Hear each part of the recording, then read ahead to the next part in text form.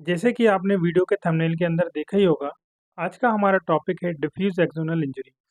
Diffuse axonal injury एक ऐसी neurological injury है, जो कि ट्रॉमा या फिर रोड ट्रैफिक एक्सीडेंट के कारण ही होता है।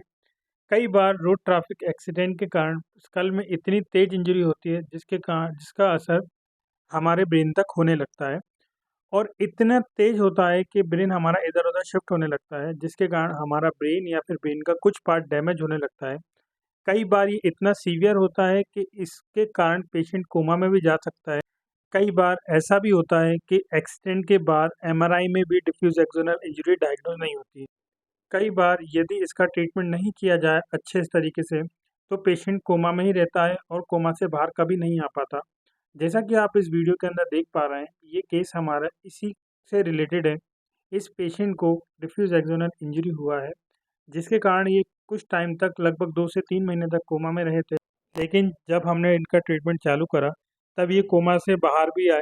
लेकिन जब ये कोमा से बाहर आए तो इनका एक साइड का पोर्शन यानी राइट साइड का पोर्शन बिल्कुल भी काम नहीं कर रहा था।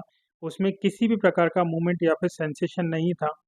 कुछ टाइम तक फिज़ियोथेरेपी कंटिन्यू चलने के बाद धीरे-धीरे इनका मूवमेंट विज़िबल होने लगा और इनकी एक्टिविटीज़ भी बढ़ गई।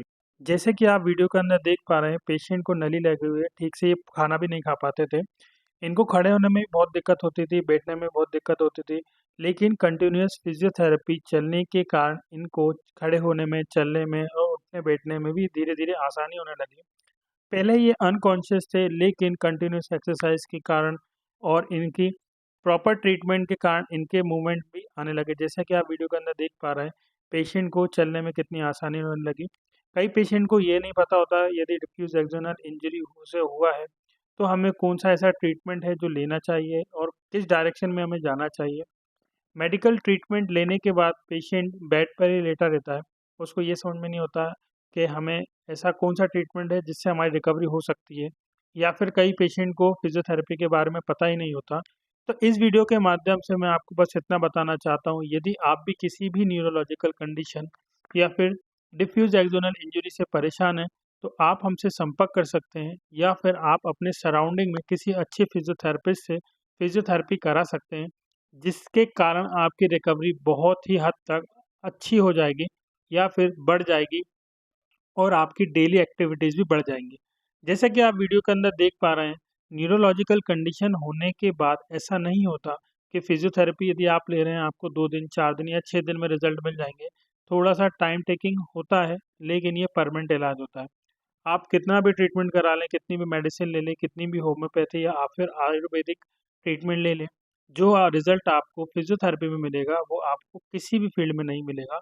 हाँ, स्टार्टिंग में आपका जो जैसे किसी पेशेंट का एक्सीडेंट होता है, तो उसमें आपकी एलोपैथी दवाइयाँ काम करती हैं और वो आपकी हो सकता है लाइफ़ टाइम भी चले। लेकिन फिज़ियोथेरेपी को आप कंटिन्यू कराते रहिएगा, जिससे आपको रिकवरी बहुत ही अच्छे से मिल सके। यदि आप भी इन बीमारियों से किसी भी न्यूरोलॉजिकल कंडीशन से परेशान हैं, तो आप हमसे संपर्क कर सकते हैं। हम सारी न्यूरोलॉजिकल कंडीशंस पे डील करते हैं और उनको बेहतर रिज़ल्ट देने का प्रयास करते हैं।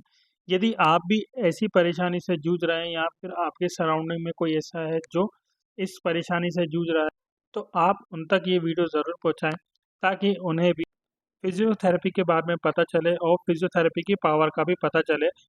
फिज़ियोथेरेपी में आपको टाइम ज़रूर लग सकता है, लेकिन आपको रिज़ल्ट 100% तक मिलते हैं। आप इस वीडियो के अंदर क्लियर देख सकते हैं। इस पेशेंट को लगभग 2 साल लगे हैं यहाँ तक पहुँचने में। यदि ये उस टाइम एक्सरसाइज़ बंद कर देते या फिर नहीं कराते, तो ये यहाँ तक नहीं पहुँच पाते।